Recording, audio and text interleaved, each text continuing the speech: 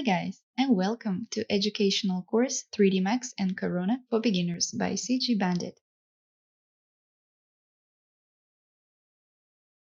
To start 3D Max, click right mouse button on the 3D Max icon on your desktop. And we have to wait a little. We see a welcome screen, which you gladly close. Few words about welcome screen content. It has 3 sections: Learn, Start, Extend. You pick section by clicking left mouse button. The Learn section has Autodesk video lessons for 3D Max in English, which we don't use. The Start section has 2 windows. Left window has previously opened project scenes, and right window has templates for tweaking your interface, which we don't need to use as well.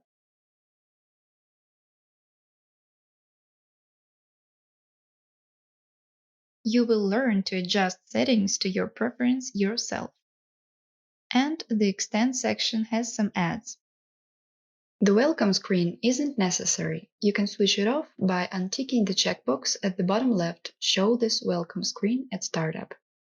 If you don't have this checkbox, then you should restart 3D Max. This checkbox appears at the second startup. First, you untick the checkbox, Show this welcome screen at startup. Then you close the welcome screen. That's all. For your future proper projects, first thing you need to set is metric system. I personally prefer to work in metric system. To reset the metric system to meters, you need to go to menu bar panel. Left mouse button click at Customize. In the drop-down list, choose Unit Setup. Click left mouse button at Unit Setup. In a new window, choose Display Unit Scale, Metric, millimeters.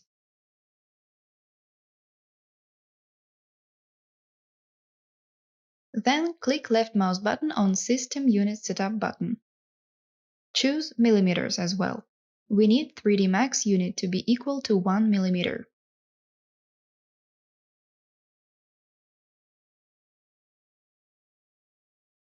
Then press OK button. This step is crucial if you don't want to have problems with import-export of your scenes from one project to another. The next set of mandatory settings waits for you in menu bar panel, Customize folder, Preference. In this window, click General tab, Scene Undo. Scene Undo basically means how many steps you can undo or redo in your scene. Type here 100 or 150. Press OK. You should press OK right before you choose another tab, or else the undo settings won't save. The undo levels setting means certain quantity of steps you can undo while operating with an object in your scene. For example, I've built a random object. Now I've moved this object. Here I can click the Undo button that looks like bent arrow to the left, and next to it is Redo button, arrow to the right. Now 3D Max is set to remember 100 of your steps, because 20 steps, advised by default settings, is very little to manipulate. In real life, you face cases when it's very handy to undo some mistakes, even if it takes to click 100 times. Next, go to Preference, Files. We are setting the Autosave. You see, while your work is in progress, usually you don't always save your work. When 3D Max itself crashes, it's useful to have Autosave. In Auto Backup section, you want to have Enable switched on. By default, the number of Autobac files is 3, and backup interval is 5 minutes. I recommend to set no more than 5 files, because some of your project could be too heavy and could take too much place on your hard drive. I also recommend to set interval no less than 30 minutes. If you leave interval at 5, you get freezing 3D Max every 5 minutes, which slows your workflow significantly. I set interval to 30 now. If you work mainly with exteriors, you should set interval to 50 or 40 minutes, because exterior scenes are heavier than interiors. So I'm comfortable with this setting. I save it by pressing OK. Now let's see where the Autobac files are saved in Windows 10. My Documents folder. You can also open this folder through Start menu.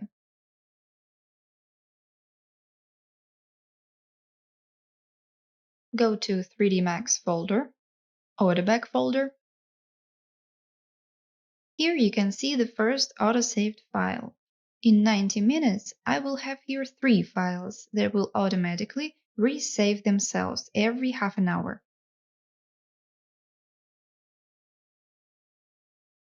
Now, how to change the backup folder to your liking?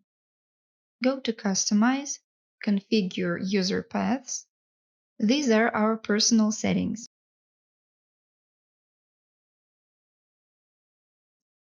Here you can see Project folder for Autobac. To change this path, press ellipsis button.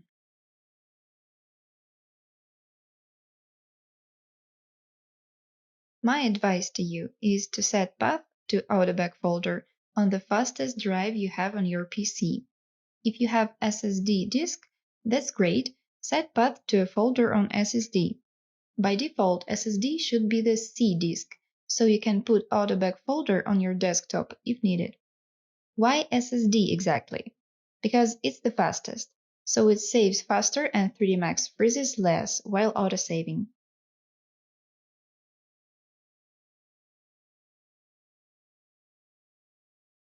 As you can see, the path has changed.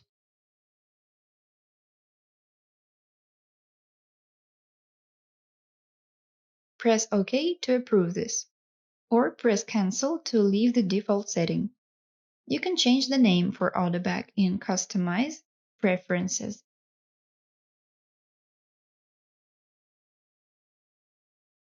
Autobackup file name. You can name it to your liking. For me, default name is fine. We can also change interface appearance if it's uncomfortable to work in dark scheme. Go to Customize, Custom UI, and Default Switcher. In upper right sub-window, you can pick a scheme you like.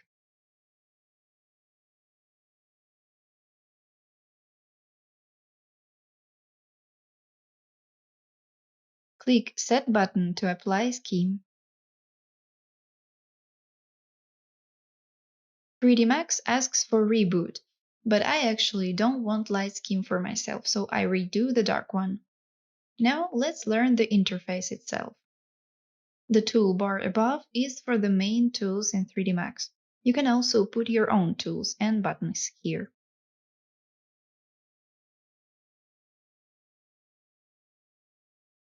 The first 2 buttons stand for undoing, redoing your steps. These tools we're not going to use. Next set of tools stands for selection. Next set of tools is for transformation. This set of tools is for constraints. Next 2 are for aligning and positioning. Next are for layer exploration.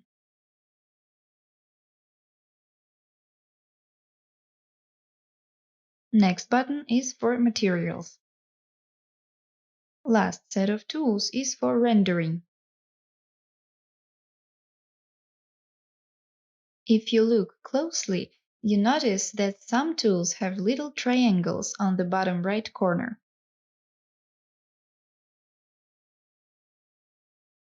When you press and hold left mouse button on it, you see additional variations of this tool.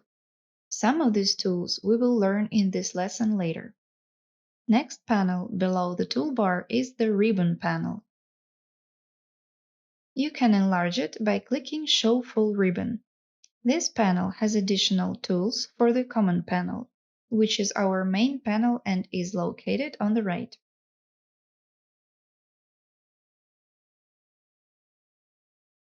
command panel is multifunctional. There's the main set of tools and subset of tools.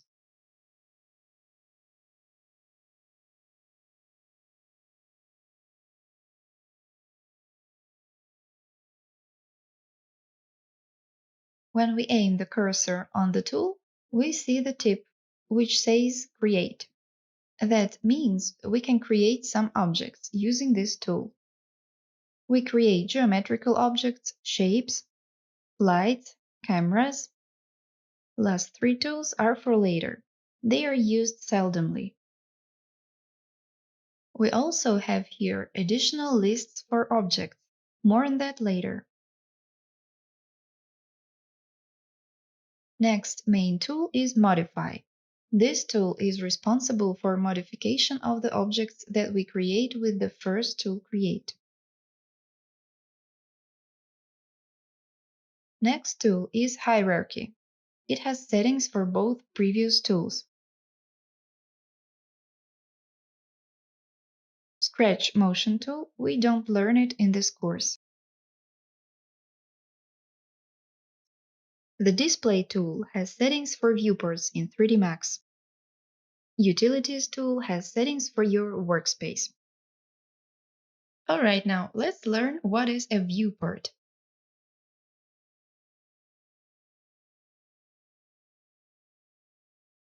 Default viewport configuration has 4 views: top, front, left, and perspective views of your scene. To the left of the viewport, you have a Scene Explorer window.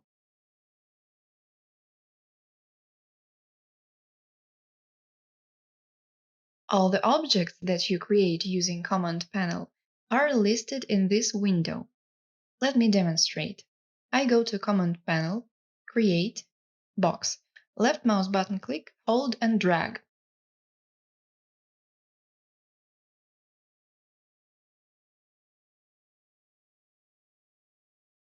Now we have this box in Scene Explorer list.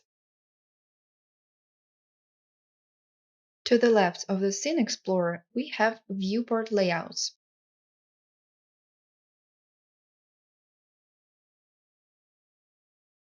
We can change layout of these viewports, change their quantity.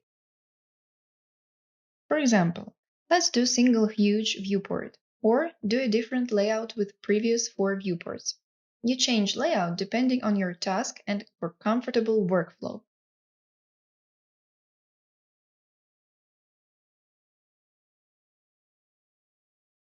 Notice how the button changes its color to gray when we aim the cursor at it, and how it turns to blue when the tool is active. Let's go back to default viewport layout. Next panel is the Viewport Navigation panel. The usage of these tools here is going to be mainly in hotkeys, because it's far more efficient to use hotkeys instead of clicking these small buttons. You're going to need speed and efficiency in your workflow.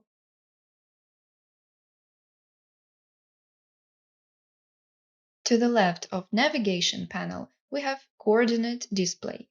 You can see metric system units here that we set earlier. Grid stands for Coordinate Grid. Using coordinates, we can move objects in the scene precisely. This panel is the track bar.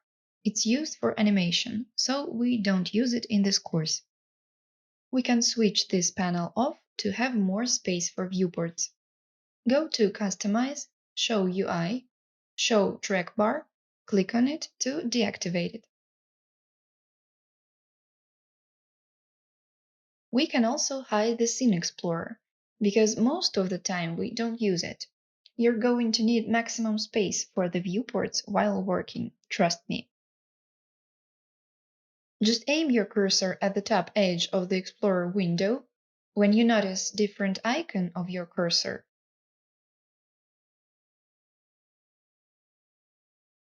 Hold left mouse button and drag this panel out.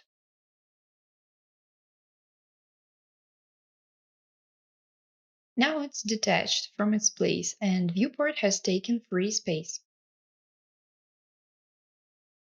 Scene Explorer can be closed now. On the main toolbar, you can see the button for Scene Explorer. It opens at the place where it was closed before. Aim your cursor at the top of the window, hold left mouse button. Notice how the window turned blue, which means the window is active now. And the cursor has changed too. These small details are important to understand 3D Max logic. Drag this window to the left viewport corner. When the icon of the cursor is changing, you let go of the mouse button. Now Explorer is back at its place, displacing the viewport. When we aim the cursor at the right edge of the window, we see a different icon of the cursor that allows us to change the width of the window.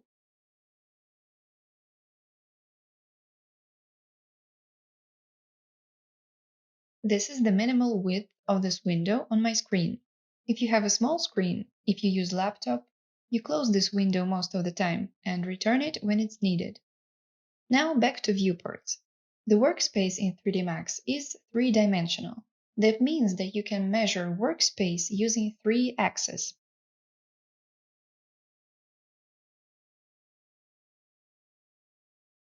The first axis is Z. It's the height of an object. There's also X-axis that stands for length or width. The last one is Y-axis that measures depth. These are 3 dimensions that represent the workspace in 3D Max. The grid represents the space for your workflow. The intersection of 2 black lines on the grid is 0 of coordinate system.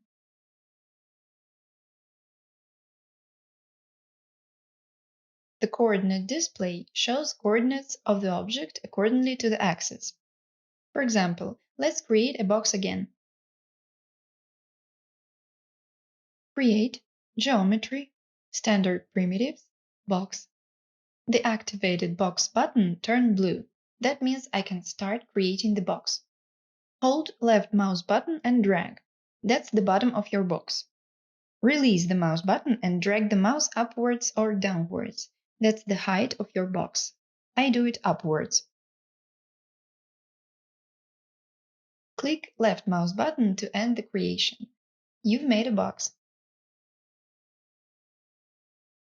Please notice, while the box button is blue, you cannot select the box and work with it. While the box button is active, I can only continue creation of boxes. Or just press right mouse button on free space in Viewport. Now you see the box button is gray, it's deactivated. In Viewport window, we have this tiny icon with XYZ axis. More on that later. This cube icon in Viewport isn't very useful for us. It's for quick change of views to front, side, top and bottom.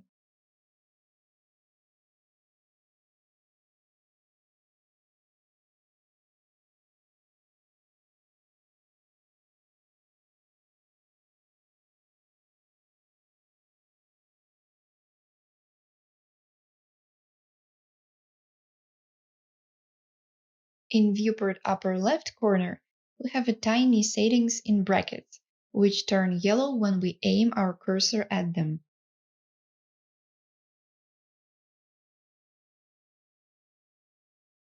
Every 3D Max button has the same logic of changing appearance when being interacted with.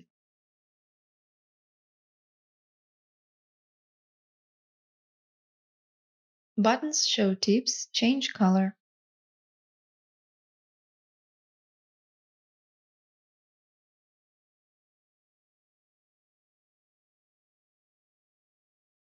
So tiny plus turn yellow, I click it and get a list of settings. To hide the cube icon, I go to View Cube and deactivate Show the View Cube. Now we have more space and we can better focus on our work.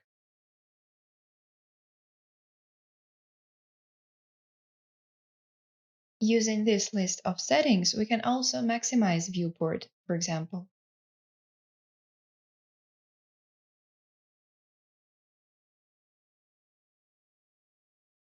Notice the hotkeys next to my cursor icon. When I press any key, you see the name of the hotkey next to my cursor.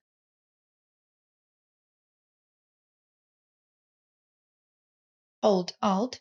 The Alt key is located in lower left corner on your keyboard, to the left of the spacebar. And also press W. You just used your first hotkey. Alt-W maximizes Viewport and minimizes it. Now, how to select an object in your scene? First, click the button Select Object. The activated button is highlighted with blue. We aim the cursor at an object when we want to select this object. This action resembles any shooter game, where we aim the gun sight at an object we want to interact with. And just like in theater, when the main character leads the play, this character is highlighted with a projector light. In our case, the selected object is highlighted in yellow.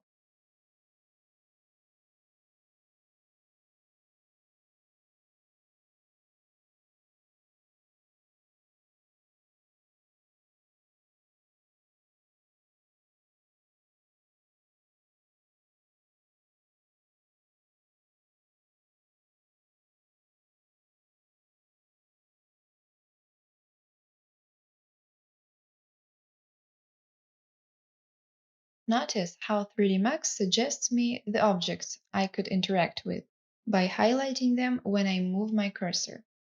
Now I click on an object to select it, and it is highlighted with blue. I can also select few objects at the same time holding Ctrl button on the keyboard and clicking another object. Let's select all three of them using Ctrl. If I want to move those objects, I need to use another tool.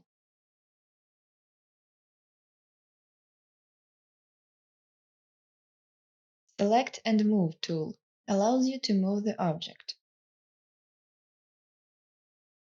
To deselect the selection, just click left mouse button at empty space. Alt-W enlarges Viewport. Enlarge those viewports that you work with the most. If you don't like the highlight around the object for some reason, you can turn it off in Customize, Preference. Viewports, Selection Preview Highlights. Here you can deactivate this option, but I don't recommend it.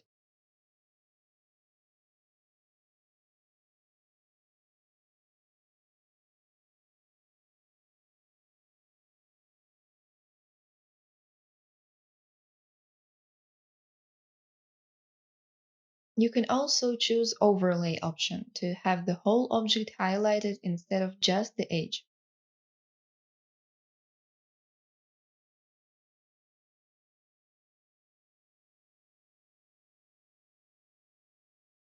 Now, the interesting part is the coordinate display.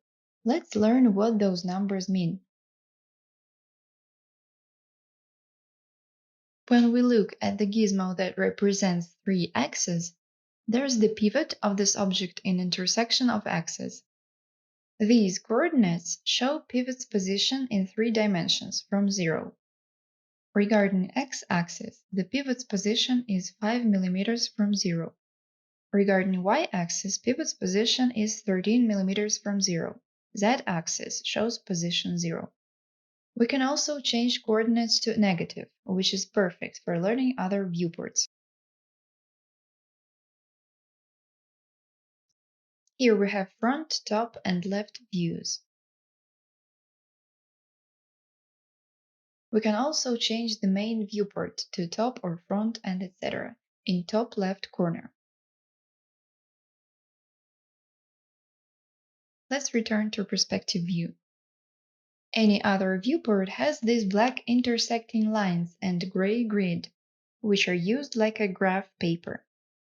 Grid equals 10 millimeters means that one single square in our grid is 10 millimeters wide. Grid is convenient for assuming how far the object was moved. The intersection of black lines is 0 coordinates. Every view has it.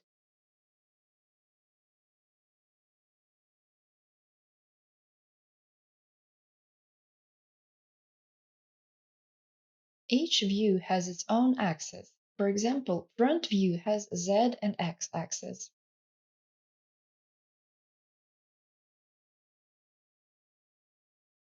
Top view has Y and X axis. Lower left corner shows us what are the axes and where are they exactly.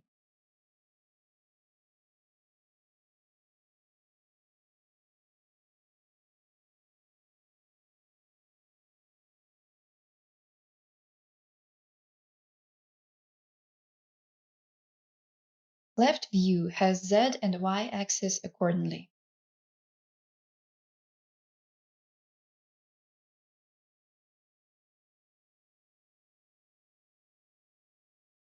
Just like in math, everything above 0 is positive, and everything below 0 is negative.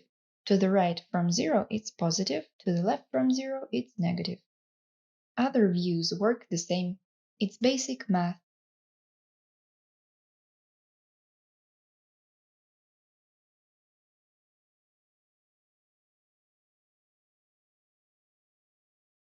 Now you can properly work with the coordinates panel.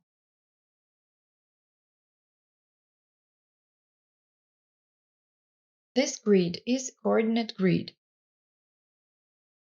If we zoom out, we see that the grid equals 100 millimeters.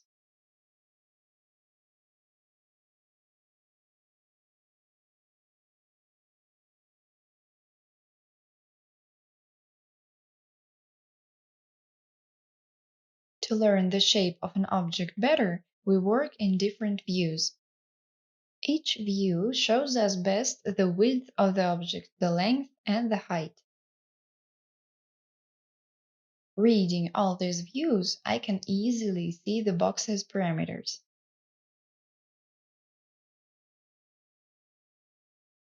This side is about 40 millimeters.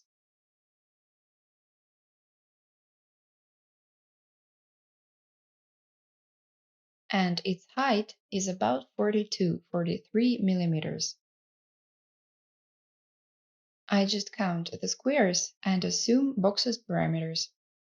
Let's check if I'm right. Select the box, go to Modify section, look length, width, and height.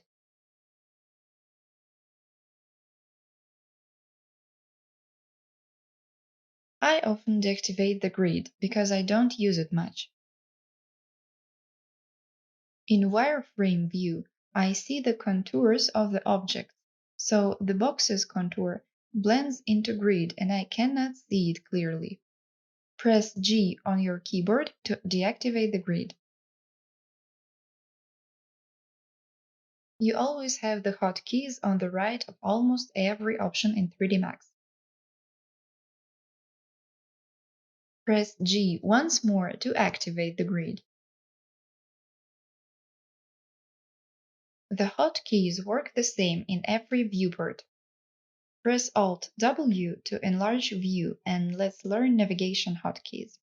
When you hold mouse wheel, you see the hand tool that lets you drag camera in any direction.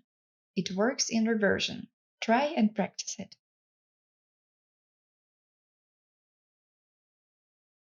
The objects are static at the moment. To move the objects, use this tool, Select and Move. To pan the view, you can use either mouse wheel or these tiny buttons on navigation panel. But to my mind, mouse wheel is easier to remember and pleasant to use. Next tool is scrolling your mouse wheel. Scroll forward, zoom in, scroll back, zoom out. Scroll mouse wheel to zoom in on it. If I move cursor to the empty field and zoom, I get to this place I was focusing on. Then I lose my objects and confuse my location. so better pick an object to zoom on. Or press Z hotkey. It refocuses your view in the viewport. Let's move the objects and practice zooming once more.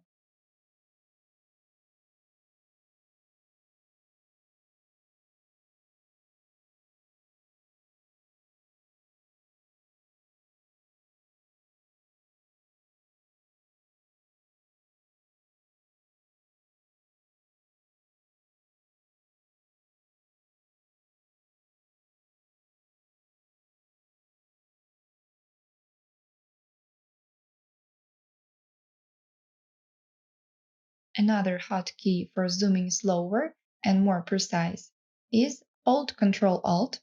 Aim your cursor at the object of choice, hold mouse wheel and drag the mouse. Moving mouse up, you zoom in. Moving down, you zoom out. Please learn hotkeys. It's easier to work with them. Don't worry, over time you will get used to hotkeys and work subconsciously.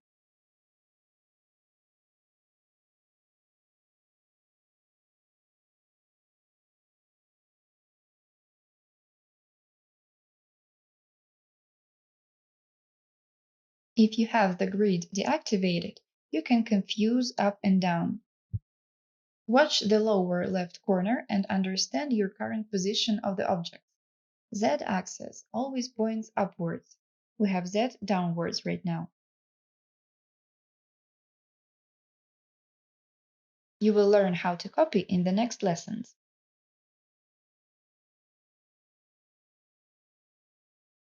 Alright, we have three identical objects in our view. Closer objects seem larger, farther objects seem smaller. It's called perspective distortion. You see how the height of the boxes seems different, however they are identical for a fact.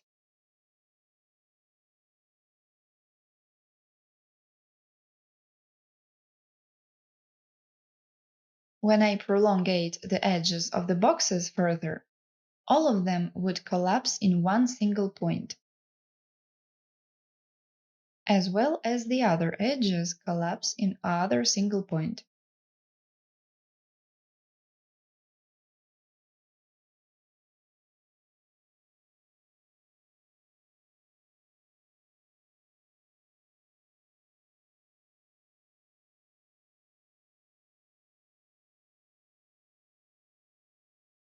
When I draw a line to connect these 2 points, this line becomes horizon.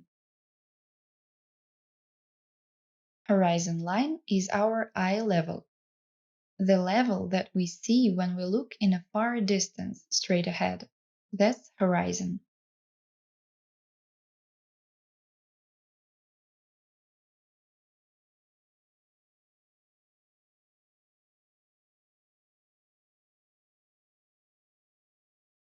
So you see that perspective distortion is the way we perceive everything in real life. All that is closer to us seems bigger, and further from us seems smaller. However, working in 3D Max at this stage of modeling, it's way better to model in orthographic view. Now our brain perceives the closest object like it's the smallest one. It's an optical illusion. Usually, it takes few seconds to adjust to orthogonal view and perceive the objects as they are.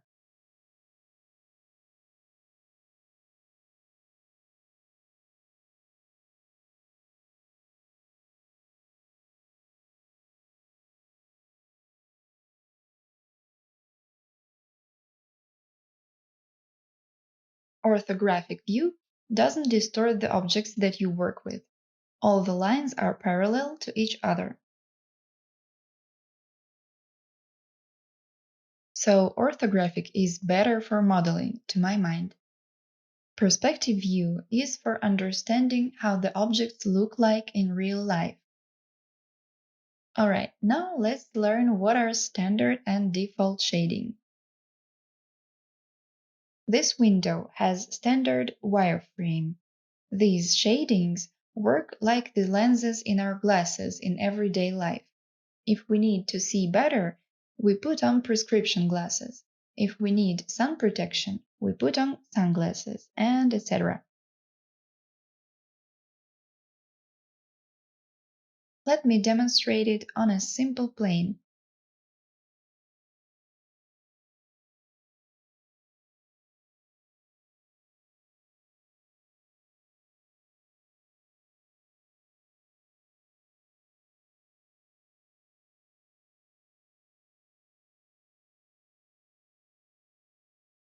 This is the high-quality view. It has a light and shadow feature.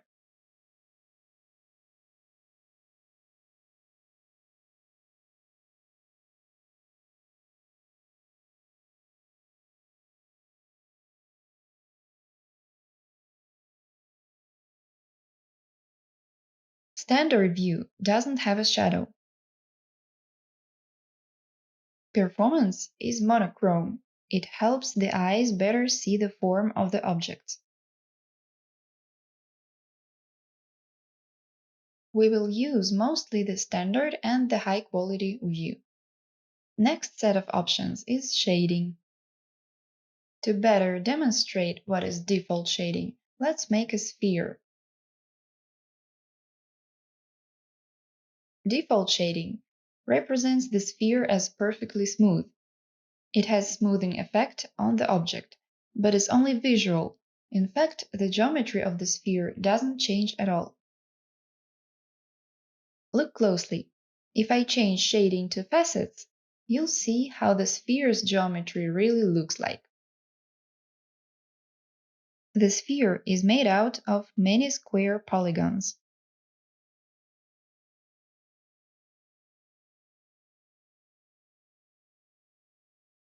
If we view as default shading, we see visual smoothing of existing polygons.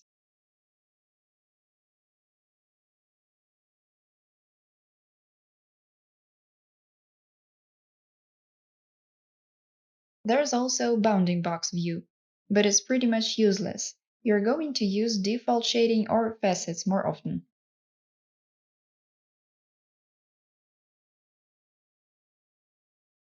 You can also make a mix of default shading and edged facets. This is handy to see the smoothing effect and also work with the object's wireframe topology.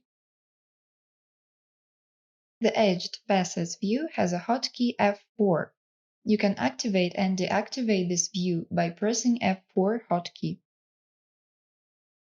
Also, if you look at other viewport, you can see there's just the wireframe mode, without the shading or primitive shadows.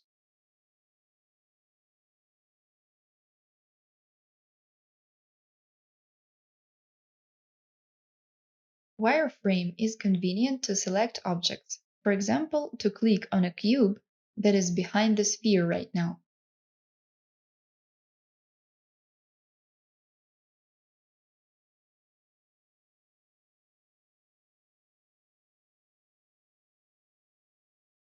Wireframe Override mode has F3 hotkey. We use those hotkeys all the time.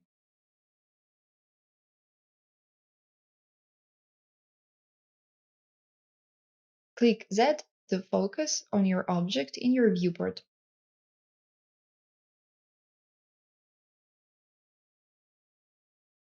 By the way, to recenter your view in every single window, use the most helpful button in navigation panel, Zoom Extends All. Don't forget that you can move and rotate your view in every viewport using Alt and mouse wheel.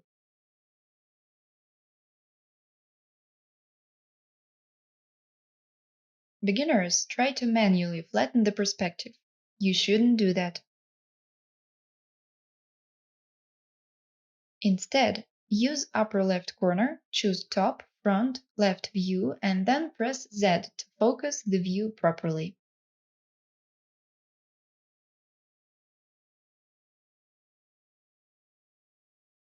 When we rotate view using Alt and mouse wheel, you see that our front view changes to orthographic automatically.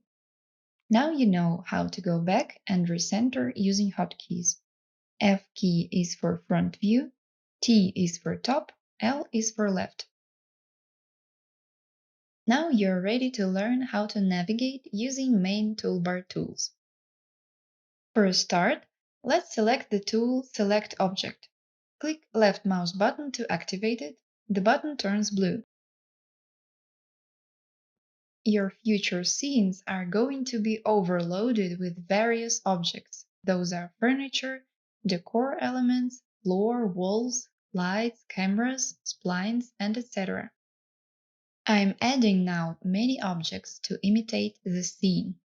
This looks like a mess, I know. That's why we're learning how to correctly use Select tool and why.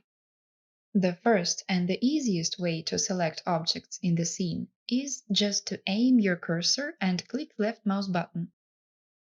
Holding Ctrl key and clicking the objects, you can add up to your selection more and more.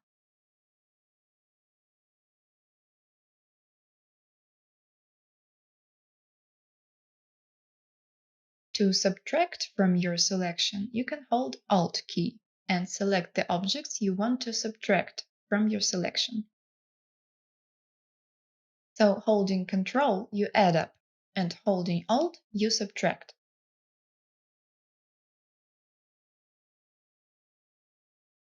Now, how to select an area or a region? Hold left mouse button and drag the mouse. You just selected all the elements in your scene. You can also click and drag to select fewer objects. Or you can mix using Ctrl key with clicking and dragging the mouse.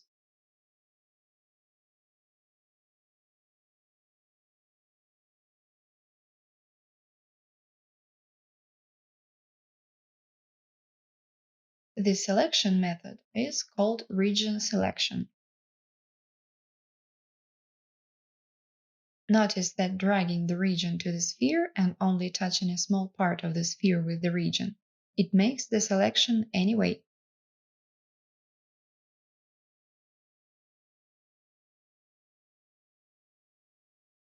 Next region method is different. You need to fully frame the object with your region dotted line. This method is rarely useful.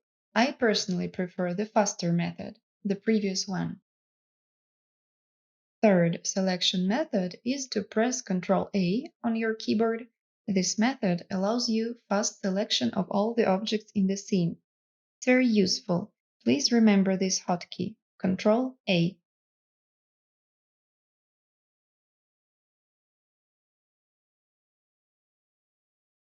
And if I want to subtract some objects, just use Alt and click. Next method of selection is useful for when you have a variety of different types of objects in your scene. In the drop-down list on Main toolbar, you can choose the type of objects you need to select in the scene. For example, let's choose just cameras.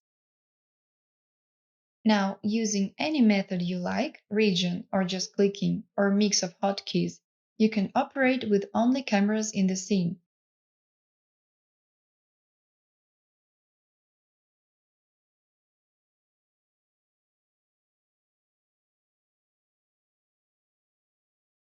This is a way of sorting object types, geometry, lights, cameras in 3D Max.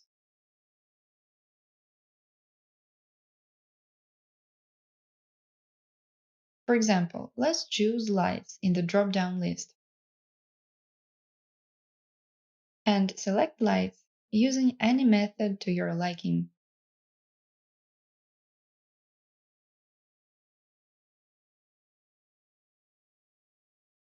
Clicking Ctrl A, I select all the lights in the scene only. If I choose Geometry in drop-down list, I can select only geometrical elements in the scene.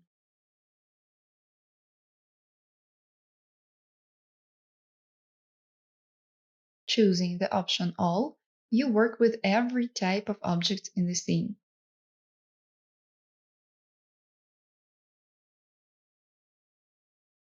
Next method of selection is to select objects using Scene Explorer. For example, I need to select Physical Camera 2 in the scene, but I can't find it because of the mess. I look in the list, click on Physical Camera 2, and there you see. It's now highlighted in the scene.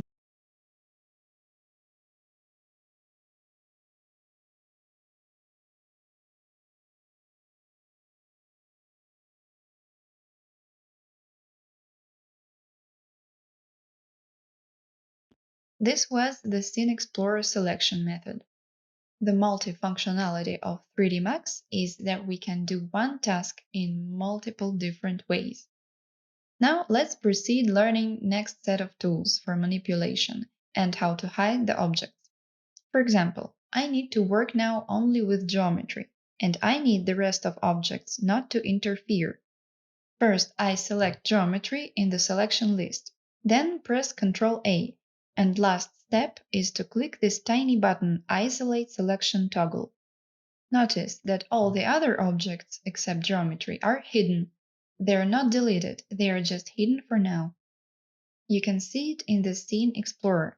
The hidden objects don't have the eyeball icon next to their name, and the visible objects have the eyeball icon active. Let's try Isolate Selection one more time and see that we're back to normal. All the objects are back at their place. There's also another cool method. Choose all types, Ctrl A. Now press Ctrl I to invert the selection, and you see what it does. The objects that were left unselected turn selected and vice versa. Practice it on your own to get used to hotkeys and to understand the logic of selection in 3D Max. We can also hide the selection another way. Click right mouse button to summon quad menu. Choose Hide Selection. Press Ctrl Z to undo this step. Ctrl I to invert selection. And again hide the selection. To unhide the objects fast, right mouse button, Unhide All.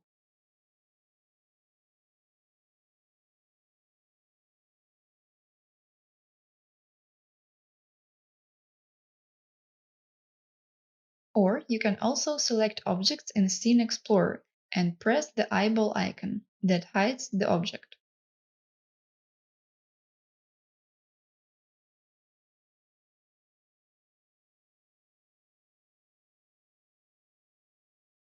To select a set of objects in the list, hold Shift and click left mouse button.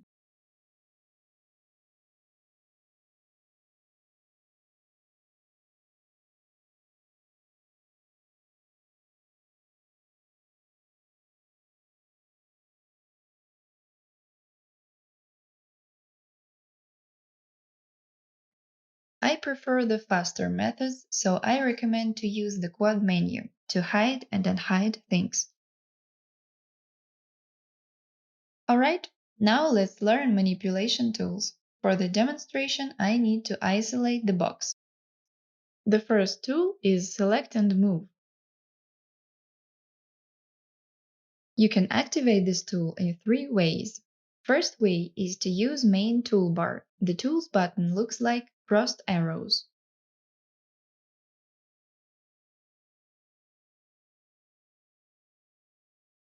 Click on the box and see the gizmo with colored arrows in the scene.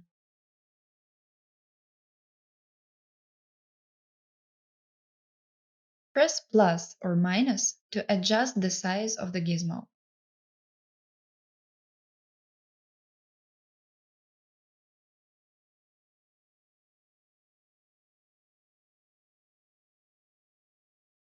To move the cube, aim your cursor at any arrow of the gizmo. The arrow must interact and turn yellow. Then you hold left mouse button and drag your mouse upwards or downwards if it's the Z axis. The X axis allows you to move the cube left or right. The Y axis is for forward-backward motion. To move diagonally, you must grab the square between two axes. Click and drag it in the same fashion.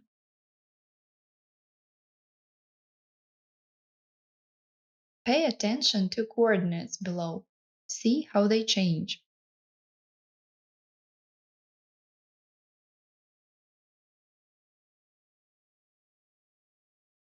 Notice how one coordinate stays the same and other two change. The algorithm of usage of any other tool is the same. Aim at the object, see it interact with the cursor, click on it. Be sure you choose the right axis that you need.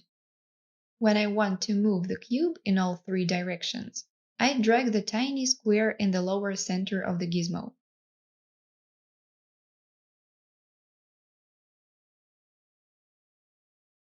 I recommend to move the object along one or two axes.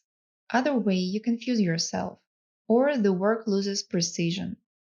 To reset the object's position to 0, you can either reset each of the coordinates to 0 manually, or aim your cursor at these teeny tiny triangles and click right mouse button.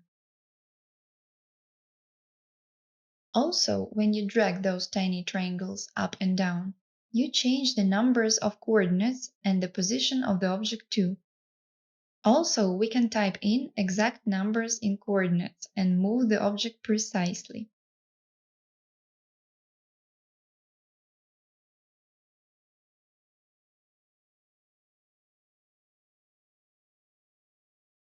Next way to parametrically move the object is absolute mode transform.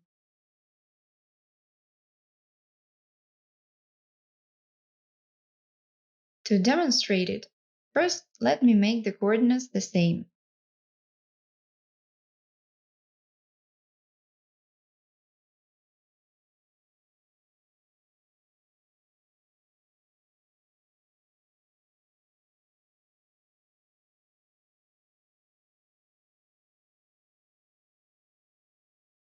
Now press the button Absolute Mode Transform.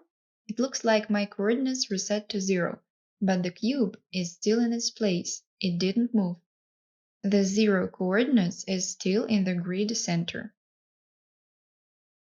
Only the coordinates of the cube have changed, for the convenience of the work. So now I can precisely move the cube, typing in the exact value that I need. To move the cube forward along the axis, type in a positive value. To move the cube backwards along the axis, type in a negative value with minus.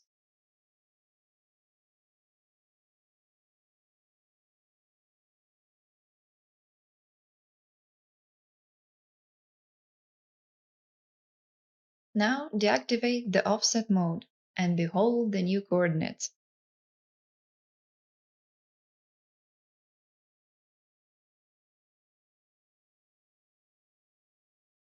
For example, I need 40 millimeters along the x-axis. I click Offset Mode, then I add 20 millimeters, and voila, I have 40 millimeters in x coordinate.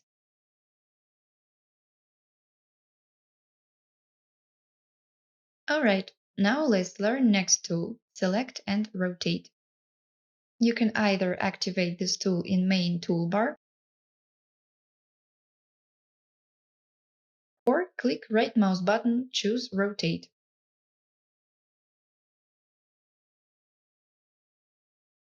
Or even better, use hotkeys.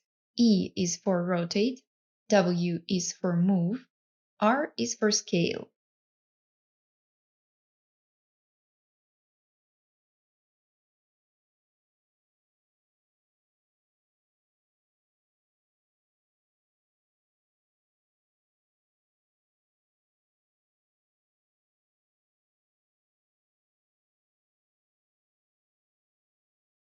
So there are 3 ways to summon these tools.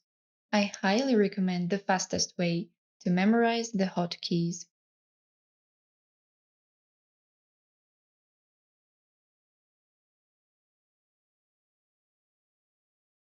Let's go back to Rotate tool and pay attention to coordinates. As you can see, we move in millimeters, but we rotate in degrees. because every tool has its own measurements.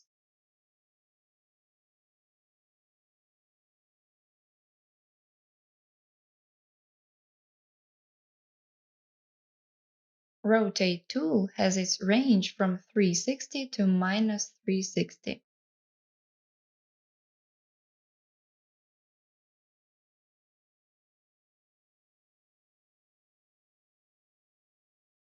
You can also rotate along any other axis. Just hold left mouse button and drag your mouse up and down.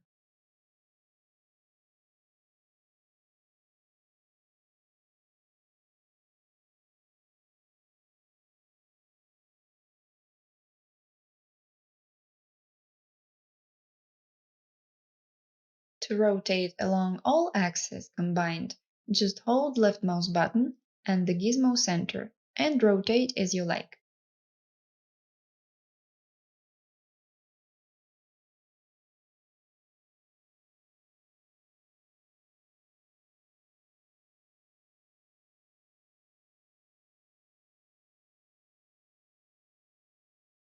Now let's learn what is this little square for.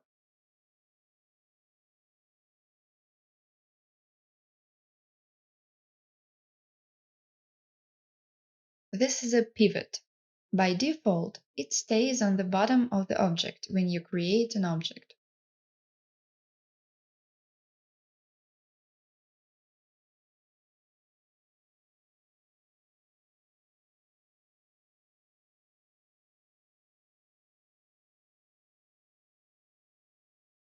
It's also placed in the very center of the object, as you can see on the top view.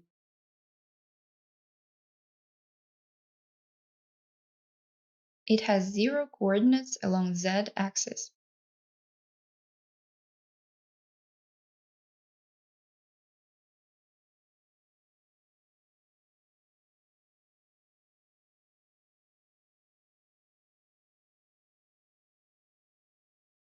If you need to displace the pivot, go to Hierarchy, Pivot, Effect Pivot Only.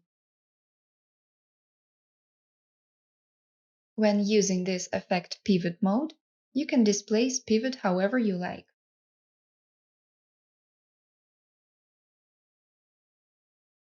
To set your pivot, undo the Effect Pivot button.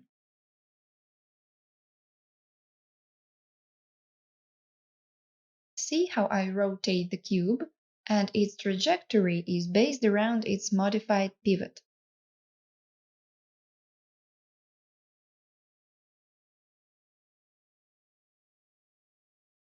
To reset pivot back to center of the cube, use Center to Object button in Alignment section.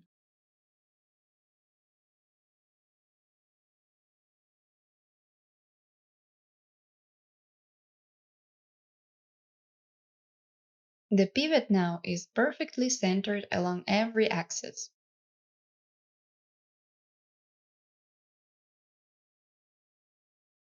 To set pivot to 0 coordinates along z-axis, just click on tiny triangles. Alright, now you can deactivate Effect Pivot button.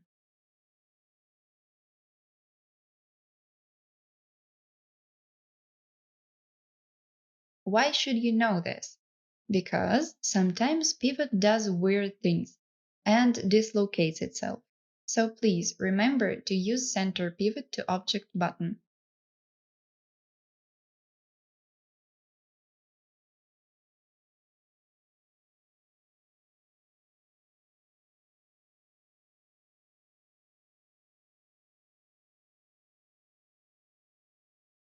Now the pivot is placed perfectly.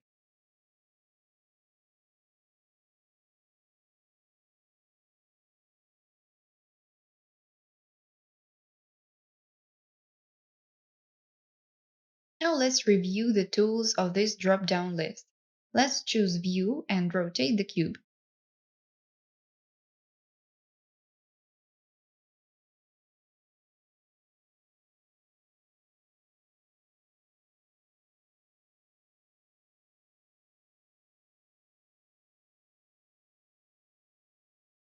Notice that now Gizmo looks just like the coordinates icon in the bottom left corner. I can move the cube like this.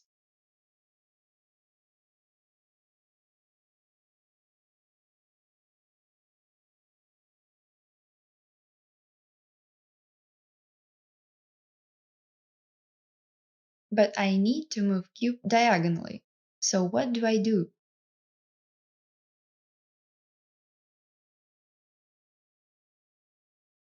I go to Coordinate System and choose Local.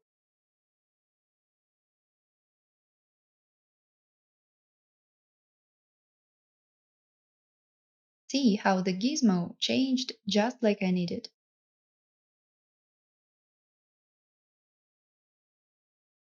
Now I can move the cube diagonally.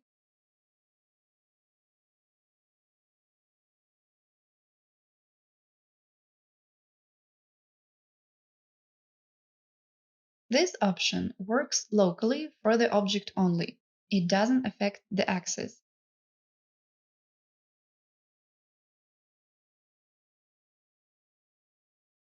The most common ones that I use are View and Local.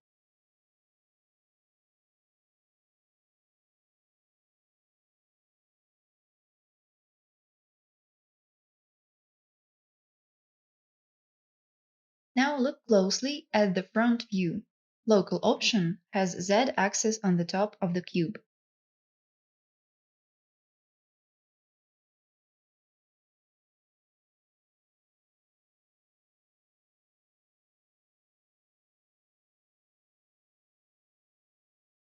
In perspective view, we clearly see Z-axis on the top of the cube.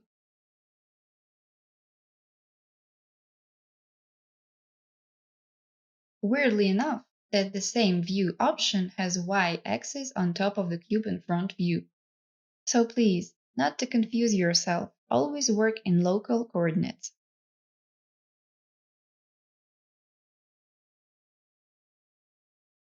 Local coordinate system has every gizmo correctly placed. So that was the information on pivot. Now let's go back to Create tab and review the last tool that does scaling.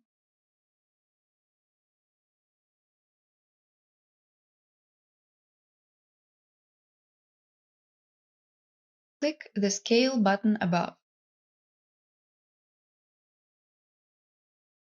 Scale tool measures in percents. 1% equals 1 unit. By default, it's 100. That means by default the cube is 100% scale. When we add up percents, the cube grows and then reclaims itself as 100% again.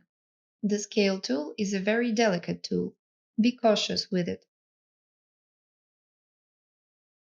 Please note, we don't scale objects just like this. This style is destructive. Because the actual parameters of the cube are in Modify tab. You should always modify Object Scale here in its parameters.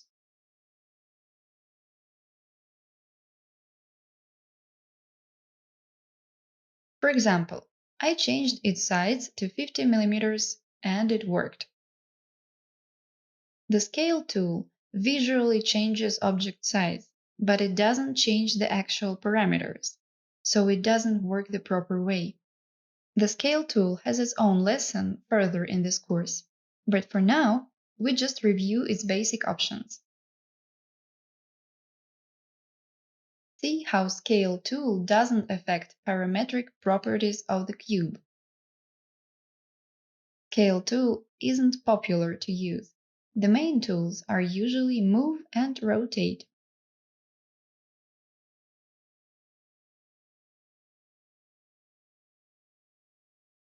To know the correct parameters of the object, go to Utilities menu, Measure button.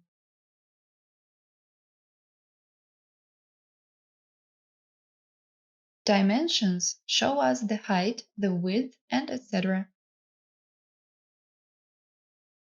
In orthogonal view, The Measure tool perceives cubes' dimensions like this. The height is 144, the depth is 241, the width is 219 millimeters. That's why the Scale tool distorts objects' dimensions, so use this tool carefully. All these small things we are going to analyze in further lessons. Thank you for watching. See you in the next lesson.